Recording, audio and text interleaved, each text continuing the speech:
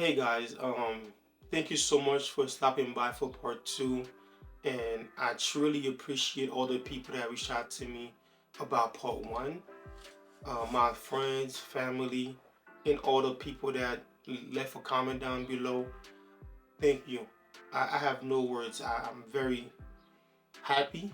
I feel a lot of joy, and I'm saying this from the bottom of my heart. Thank you so much. I truly appreciate you guys, man. I'm truly happy about that. And before I start, I would like to say this: everything negative can bring something positive. And for those who haven't watched part one, please go back and check it out.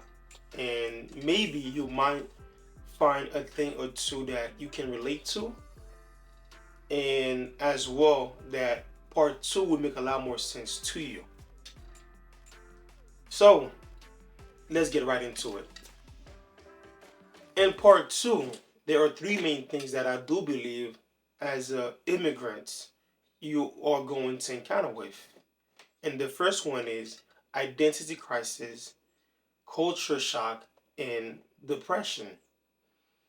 And depression, I do believe, is one of the things that we don't talk about for whatever reason. And I do feel like that comes mostly from our parents because they do not believe in mental health.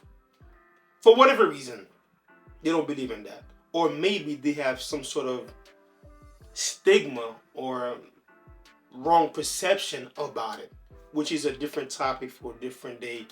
But I do know the biggest one you are going to encounter with is identity crisis because coming from point A to point B is a huge adjustment. You're leaving your friends behind, your dreams, your environment, yourself, your mindset, pretty much, and your identity. Even though you don't believe that, but once you leave your country, you become a whole new different person. And by adjusting to a new environment, most likely there's a high chance that you might be confused about who you are, who you want to become for whatever reason. Because you are going to be exploring, you're going to encounter new people, you're going to encounter new perspective, you're going to encounter new things that you never heard of or see, and all these things will be in your hand. And now you have to start rebuilding yourself.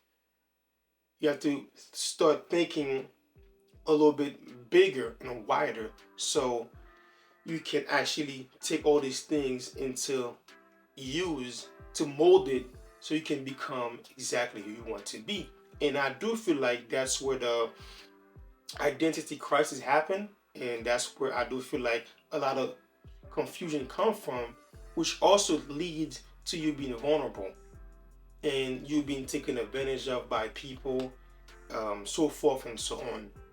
And as far as the culture shock, that one I mostly encounter with that in high school, I would say, because in high school you do have you might get bullied or criticized because you have a huge cultural difference when you come from your place to adapting to maybe high school or maybe college, so forth and so on. Because you might dress a certain type of way, you might act a certain type of way, you might operate a certain type of way. And I do feel like all these things actually create or at least bring some type of problem to you to some extent because a lot of people may not actually like how you dress or they might not actually like your food or your culture for whatever reason. And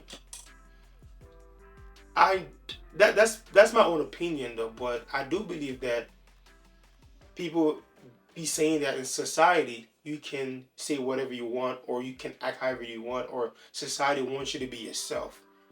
which is kind of funny to me. I don't believe that to some extent. I do believe that society can be very harsh sometimes, and that's my own opinion. I could be wrong. I could be wrong, but I do believe that society could be harsh, and that's where when you're going from one culture to a different one, you might encounter some issue. And the only thing I could say is that you have to remain strong. You have to know it's a process. It's normal to go through that and to be okay with that. Don't feel discouraged.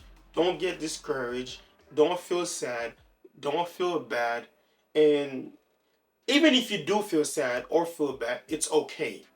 Just know that it's a normal process, and eventually, as time go by, you're going to adapt eventually.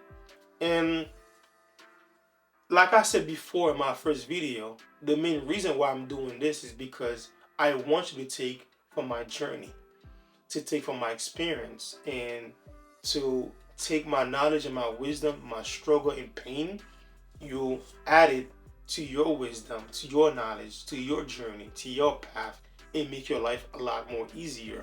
So if I struggle and my friends struggle, or I saw my family struggle, I think it's best for me to pass it on to you so that you don't struggle. And as generation goes by, things will be a lot more easier for us, and we can be more at ease going from point A to point B, because a lot of people believe that it's very easy to go from point A to point B, or it's just it's not hard, or it's not a problem. You come to America or France, so forth and so on. You have an easy life. You simply go to work and then you make a lot of money. It's not that easy.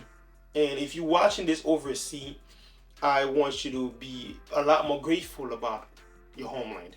Be grateful about home and be happy, because it's not as easy as it looks on TV once you go somewhere else.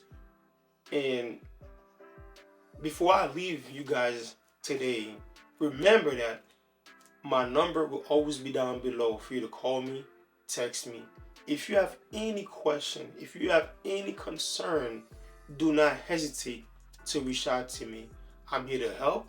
I'm here to give you all my wisdom and guidance. So thank you guys. Stay tuned for part 3, or maybe there may not be a part 3, but stay tuned to my YouTube channel and continue to support me.